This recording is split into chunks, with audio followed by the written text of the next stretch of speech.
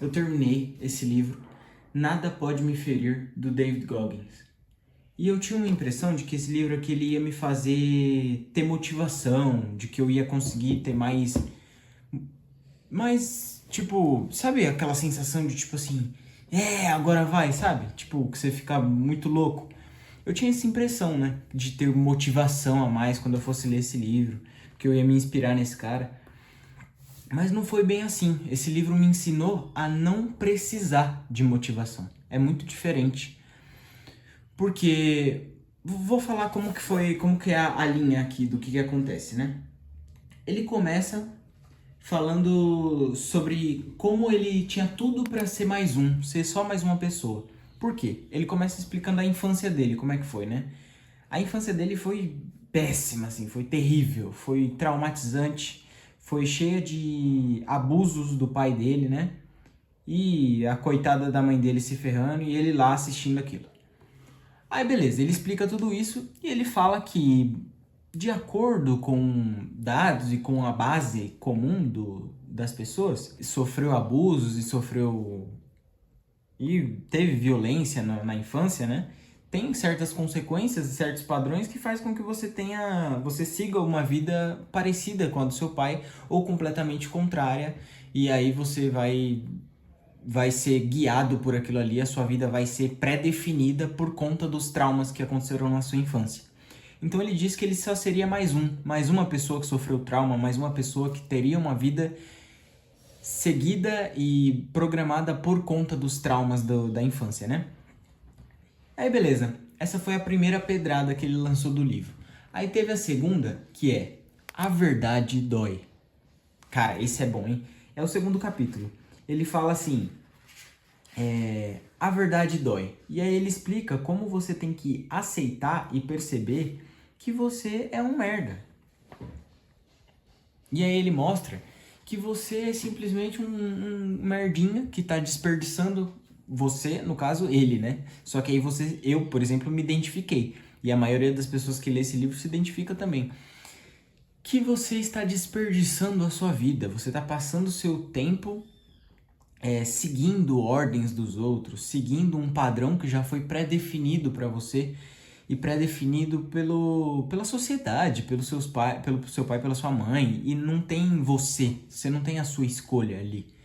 E aí ele ensina dentro desse capítulo, ensina não, ele dá o exemplo dele, né, de como é que ele fez para tomar o controle da própria vida. Porque quando você está desperdiçando, essa sensação de estar desperdiçando a sua vida por grande parte da vida, é porque você não estava fazendo, não estava seguindo e se colocando fora da zona de conforto. Óbvio que quando a gente diz zona de conforto, né, a gente não está dizendo, tipo, literalmente conforto. Às vezes tem gente que está sofrendo, que tem uma vida horrível, ruim, só que o medo do diferente, o medo do novo, a falta de tentativa nova na vida dela, faz com que ela fique dentro daquela rotina que ela já tem. E aquilo que é familiar para você é confortável. Então, o conforto, quando ele diz que você está numa vida confortável, não é literalmente conforto de uma vida boa, assim, que você não precisa fazer nada, não. Mesmo que seja uma vida difícil, você pode estar confortável, porque você não está lutando para sair desse problema, entendeu? Você aceitou que a sua vida é aquilo ali e vai ficar ali. Então, esse é um tipo de conforto também, né? É um jeito de falar conforto, só que não é literalmente conforto. Você não tá bem, você tá mal, só que você não sai daquela situação e não faz por onde sair daquilo. Beleza. Então, a verdade dói é o segundo capítulo. E aí o terceiro capítulo, outra coisa surreal, assim. O capítulo é A Tarefa Impossível. A Tarefa Impossível. E aí o que é essa tarefa impossível, né? Ele estava assistindo televisão e aí apareceu uma propaganda dos Navy SEALs. Sabe o que é os Navy SEALs? Os Navy SEALs são aqueles caras que são aéreo, terrestre e marinha dos Estados Unidos, tá? Os soldados aéreo, terrestre e marinha. Aí ele viu lá tava com a vida dele de ruinzinha assim, que ele não aguentava mais aquela vida.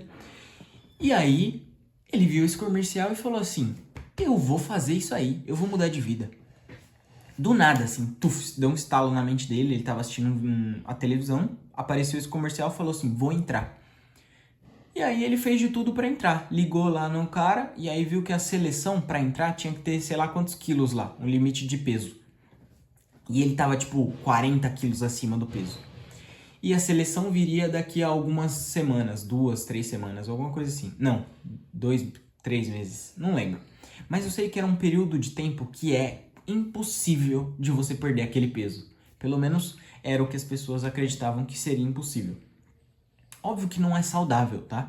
No caso do David Goggins aqui, a maioria das coisas que ele faz é tão fora do conforto, tão fora da zona de conforto, que não é saudável. O cara se quebra todinho, o pé dele todo quebrado, ele continua correndo a maratona, canela quebrada, um buraco no coração, sei lá o que no cérebro, um monte de problema, tá? Então, não é 100% saudável, não é 100% a regra você fazer isso. É só a vida dele, ele fez isso. E ele dá a demonstração do que é possível. Agora, se você vai fazer ou não igual ele fez, problema seu e segue a tua vida, né? Faz o que você tem que fazer. Aí ele conseguiu, cara. Ele conseguiu emagrecer a quantidade de quilo que precisava emagrecer, que parecia ser impossível, mesmo com as pessoas dizendo que seria impossível. Ele foi lá e fez. Aí beleza. Aí vem o quarto capítulo, que ele tá com a pedrada tão imensa na tua cabeça, que ele fala assim, ó, captura de almas. Sabe o que significa isso? Ele fala muito sobre esse termo, né? Capturar almas. E o que isso significa? No livro ele explica. Em situações em que você tem uma competição, em que você está no seu trabalho e aí tem aquele cara que faz o mesmo trabalho que você, só que você quer se destacar pro seu chefe, ou então na faculdade, na escola, que você tem que apresentar um trabalho, entendeu? Fazer algo com o seu máximo possível. Você dá o seu máximo, mesmo que seja uma coisa que você não se interessa muito, que você não precisa muito. Mas em tudo que você vai fazer da sua vida, tente fazer o seu máximo. Fazer o seu melhor, entende? Por quê? Porque quando você faz o seu melhor, você consegue surpreender os outros. Os outros vão olhar pra você e vão pensar assim: caraca, esse cara fez uma coisa que eu acho que eu sou incapaz de fazer, que eu acho que eu não conseguiria fazer. E ele faz isso em situações físicas. Ele se coloca tipo, esse treinamento dos SEALs, aí ele passou no treinamento e foi atrás, né? Dentro desse treinamento tem uma semana infernal. O cara fez 3 semanas infernais e dentro das 3 semanas infernais ele foi o destaque, ele foi o melhor do que os professores, entendeu? Então era isso, ele capturava a alma das pessoas. E aí, o que ele dizia com isso? Quando você vê que você tá se sobressaindo, que você tá melhor, não com sentido de prepotência, mas sim com sentido de que, caraca, eu consigo, eu posso ser bom assim, né? Aí o que acontece? Você captura a alma da pessoa, você vê o olho da pessoa fazendo assim, tipo, caraca, esse cara é... Entendeu? Então, era isso. Quarto capítulo. Capturar almas, né? E aí ele dizia também, dentro desse capítulo, que é bom você criar um objetivo muito bem claro na sua mente. Por quê? Porque quando você está num momento de dificuldade, um momento muito fora da sua zona de conforto, o seu cérebro vai começar a jogar um monte de justificativa para você parar de fazer aquilo ali, para você se questionar assim, por que eu tô fazendo isso? Por que eu estou indo tão além do meu limite? E aí ele diz que você tem que ter um objetivo muito bem claro na sua mente, e essas respostas para essas perguntas que vão vir inevitavelmente já tem que estar bem pré-definidas na sua mente, para que você não fraqueje no momento de dificuldade, entendeu? E aí, mano, eu vou parar por aqui, mas daí pra frente é só loucura, cara. Ele faz umas maratonas de... ultramaratona, né? Que é 160 quilômetros. Alguma coisa assim. 160 quilômetros. E aí ele faz umas outras que é mais que 160, que é 200 quilômetros. Ele faz umas que é de submontanha, que aí tem... É tipo uma trilha, né? Ultramaratona numa trilha, não é uma corrida reta igual as comuns, assim, maratona normal de 42 quilômetros, que você corre numa pista de asfalto bonitinha, não. Ele fazia 160 quilômetros numa trilha, pulando por cima de pedra, no meio das árvores. Cara, é umas loucuras muito, muito louco, muito louco. Aí depois ele descobre que ele tinha, durante esse tempo todo, fazendo todo esse tipo de exercício físico, ele tinha um buraco no coração que dificultava a respiração dele. Aí, velho, um monte de coisa. E o que aconteceu comigo, né? Depois que eu li esse livro, e por que que não é sobre motivação, não é pra ele te dar motivação. É pra você entender que você não precisa de motivação, cara. Você precisa definir um objetivo, saber o que você precisa fazer e fazer mesmo que você não queira, tá entendendo? E aí o que aconteceu? Por que que eu acho que é sobre... Por que que eu tirei a conclusão de que é sobre... Não é sobre motivação, e sim sobre não precisar de motivação. Porque assim, depois que eu terminei o livro, o meu cérebro desenvolveu uma voz do David Goggins. Aí dentro do meu cérebro, quando eu tô na academia, quando eu tô correndo, e na vida no geral, vem uma voz na minha cabeça assim, ó. Faz mais, você consegue mais que isso, você é melhor que isso, você pode ser melhor que isso. E sabe qual que é o mais louco de tudo isso? É que quando eu faço o que a voz está me mandando fazer, quando eu aumento um peso na academia, quando eu corro mais 1 quilômetro, quando eu aguento um pouco mais da dor na barriga, a voz sempre tá certa, cara. Isso é muito louco. Porque ele sempre tá certo, mano. Esses dias eu vi uma reportagem não, eu acho que foi um vídeo aleatório, assim, onde tinha um speech, como é que fala? Quando você faz uma apresentação lá, eu esqueci a palavra em português.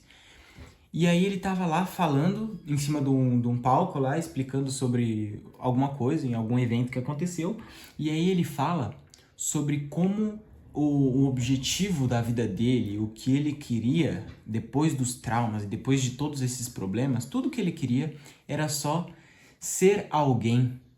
Ele queria ser alguém e não simplesmente mais um, e não simplesmente mais medíocre, entendeu? Tipo, ele queria ser alguém. Tanto melhorar a vida de outras pessoas, melhorar a própria vida, não continuar naquela vida medíocre e ruim que ele estava tendo. E eu acho que a gente se identifica muito com ele, mesmo que ele esteja num ponto muito exagerado, muito além do... vou dizer, muito além do que muita gente vai conseguir. Muito, muito além. Tenho quase certeza disso, eu vou dizer assim, eu tenho quase certeza. Porque o David Goggins, ele teve muito isso por conta dos traumas, por conta das dificuldades e dos abusos que ele sofreu quando criança. E aí isso estava muito dentro da cabeça dele e isso, além de um problema, também era um combustível muito grande. E eu acho que eu não tenho uma história e uma motivação tão grande para fazer tanto quanto ele, entende? Mas isso pode ser um pensamento errado e limitante meu. Mas eu achei muito interessante e eu acho que é muito por isso que a gente se identifica tanto com o David Goggins. Inclusive, tem 2 frases que todo mundo conhece do David Goggins, que é Who's gonna carry the logs and the boats? E aí você, lendo o livro, você entende. Quando ele fala Who's gonna carry the logs, é quem vai carregar os troncos, as madeiras, né? É porque ele virou bombeiro, ele apagava fogo, sabe aqueles fogos gigantescos assim que queima hectares e hectares de árvores e mata? Ele virou bombeiro depois dos 40 anos de idade dele, ele já tinha corrido todas as maratonas, já tinha virado SEAL, já tinha se aposentado. E aí ele virou bombeiro pra ajudar, porque ele queria fazer alguma coisa significante, entende? E aí ele tinha que carregar as madeiras e derrubar, entendeu? E o outro era, enquanto no treinamento dos SEALs, ele tinha que carregar em grupo os bots. E ele, como ele sempre se destacava, ele era o que mais carregava peso, ele era o que mais se esforçava para que os outros pudessem ficar mais de boa, entendeu? E é daí que vem a frase Who's gonna carry the logs and the boats? E é por isso que ele fala sempre isso na hora que ele tá treinando, porque é como se ele estivesse capturando almas, que ele sempre foi o cara que salvava os outros, ele foi sempre o cara que ajudava os outros, que incentivava os outros. E para isso, ele tinha que ser o mais forte e ser o melhor. E é daí que ele tirou essa frase, e é por isso que nos momentos em que ele tá treinando lá muito pesado, ele fala isso. Cara, esse livro é muito bom, tá? Eu recomendo bastante. Eu vou tentar deixar o link aí embaixo, se você quiser comprar. Muito bom de verdade. E é isso que eu queria falar hoje, explicar como foi a minha experiência sobre esse livro e sobre esse cara. E espero que você tenha conseguido prestar atenção no que eu tô falando e não no podcast lá atrás, tá bom? TDAH. É isso aí. Seja feliz, forte e saudável. E me fala o que você achou do livro. Deixa aí nos comentários. Como sempre, esse canal é uma conversa, tá? Deixa o like, se inscreve. E é isso.